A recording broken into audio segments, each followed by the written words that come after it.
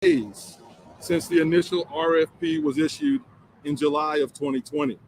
And we must ensure that the RFP meets our current environment and realities and incorporates the most up-to-date information. The pandemic has changed the way we work and has affected the potential need for office space.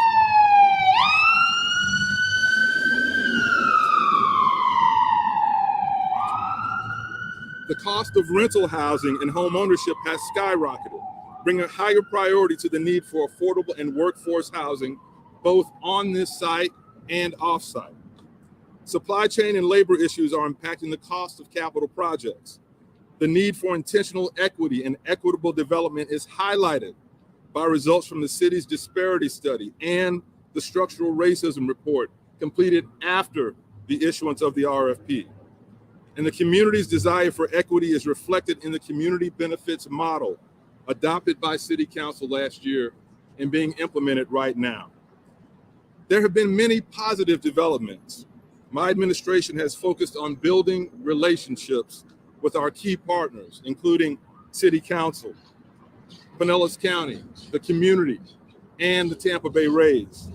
Significant progress is being made with our partners towards developing the right model for the historic gas plant area redevelopment, focused on inclusive progress for our entire city.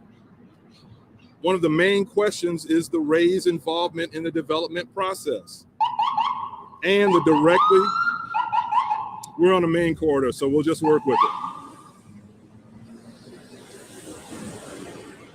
One of our main questions is the Rays' involvement in the development process and the directly related question of whether the development will include a stadium.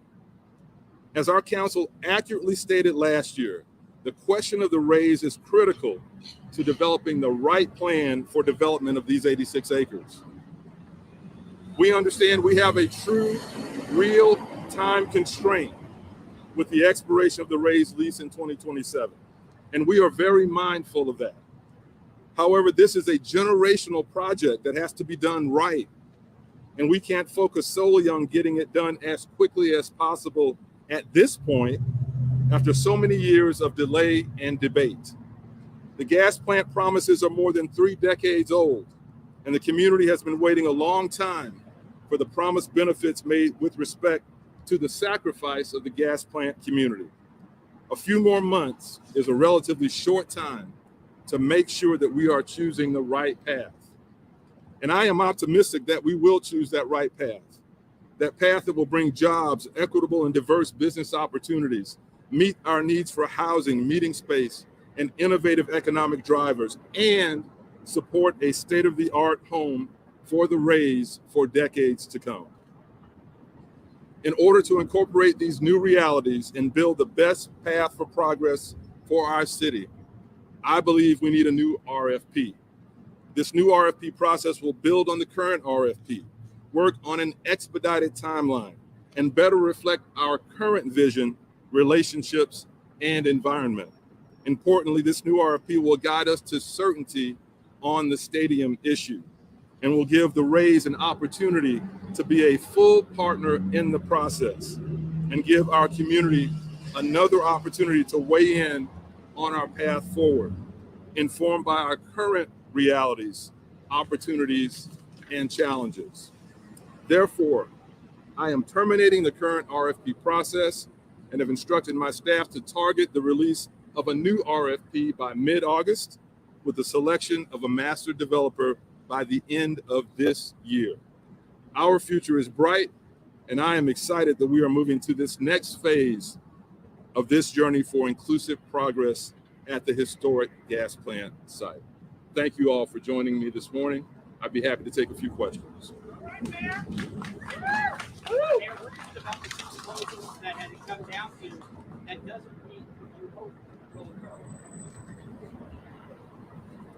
The question is, what is it about the 2 proposals that didn't meet what I might do?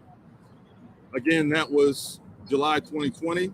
Much in our environment has changed, including a strong statement from the community on equity, with the community benefits agreement, with the structural racism study, with the disparity study. That needs to be updated. But more importantly, we feel that the community needs to be able to weigh in once again. Remember, July 2020 was mid-pandemic. We want to have community conversations again to get more community input. And as council rightly stated, the Rays Stadium question has to be answered, and the partnership with the Rays has to be rebuilt. This is the community's vision for 86 acres, and the Rays vision has to work with that. I'm very optimistic that it can. We've had very productive conversations. So we feel a new RFP is what we need to do right now to set our path straight, and we can get that done this year.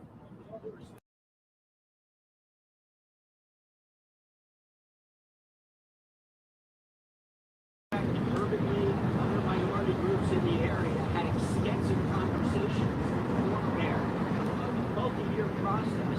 What do you think you're going to hear from people waiting? Conversation, people came to USF, came online and weighed in. I don't believe we've heard from all parts of the community, given the fact that so many of the presentations were during the pandemic. Now we are in a better place in the pandemic, and I think more folks will weigh in. But again, this axe handle is about 40 years old, and it was used for a business here at the gas plant. I don't believe waiting another few months to get this right is unreasonable.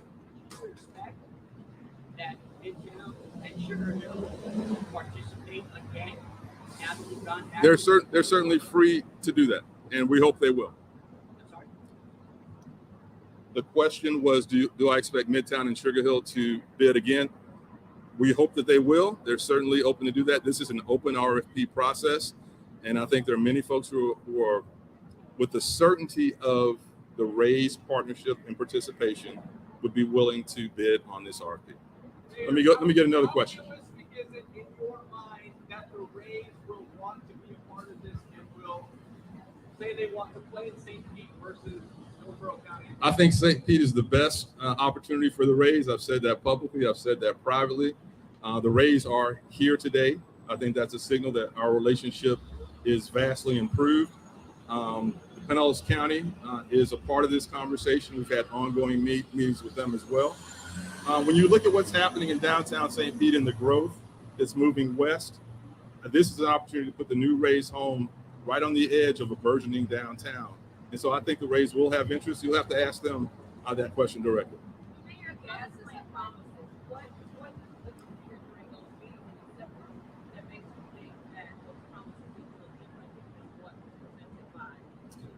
So staff is working on the RFP, and we'll release details on that as it comes forward. But when you talk about the promises were for the sacrifice of moving, dislocating businesses, homes, residences, there will be business opportunities, there will be jobs. None of that happened. And so those are the primary promises that I'm thinking about. And when I look at recognizing the sacrifices of the gas plant community, it's not a plaque or a trail. It's ongoing economic support and rebuilding the community that was there and has been dispersed. And so that's the kind of detail I'd like to see.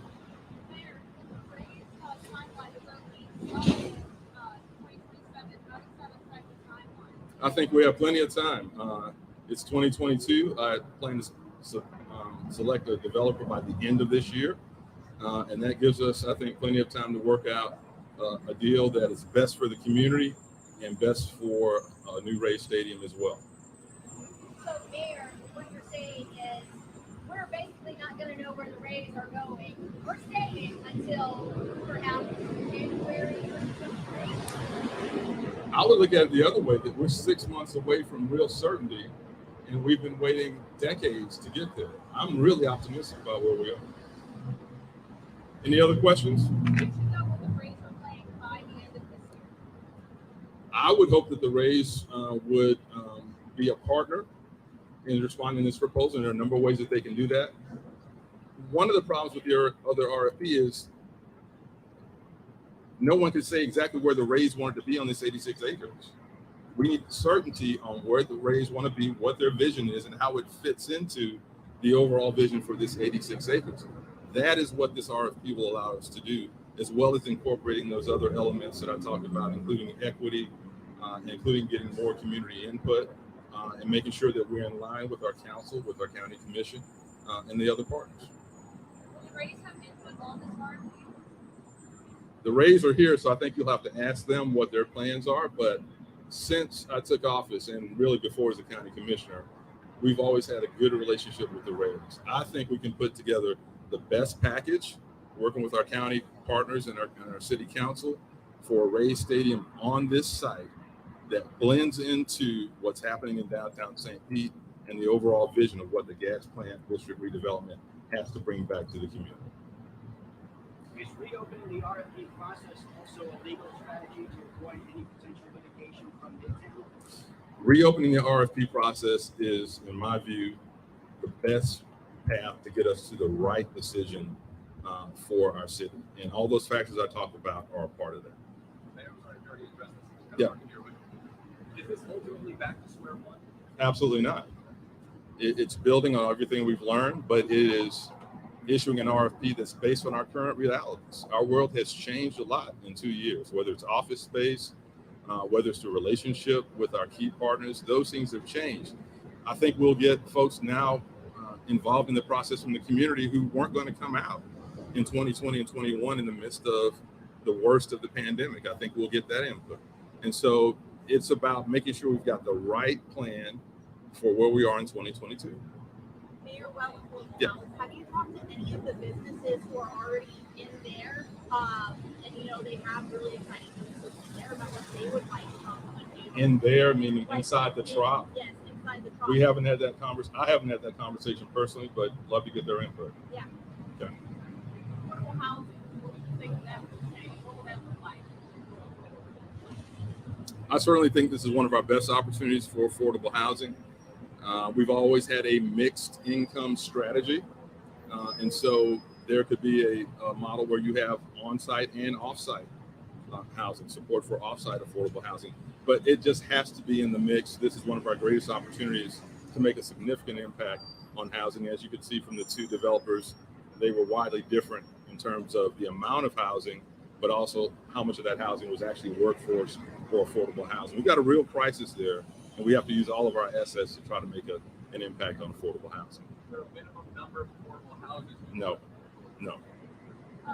Mayor, you cite in this memo that rising costs and there's labor shortages, supply shortages. But do you know if the county is willing to pay for that?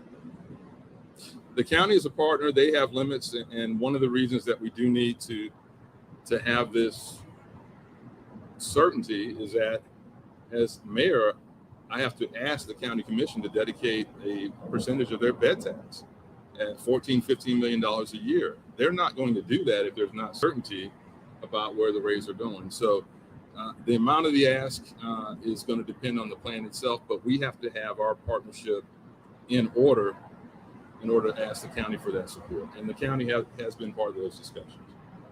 And what conversations have you had with the Rays so far? Are they on board with this? They're standing right behind you. You can ask them, but we've met several times, ongoing basis, to talk about the plan for the future of the Rays and how they can partner with the city.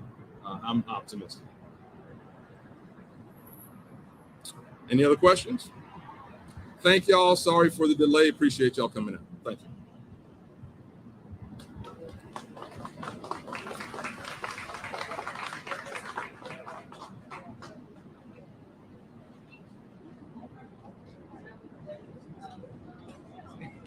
Like my mama would say. That's right.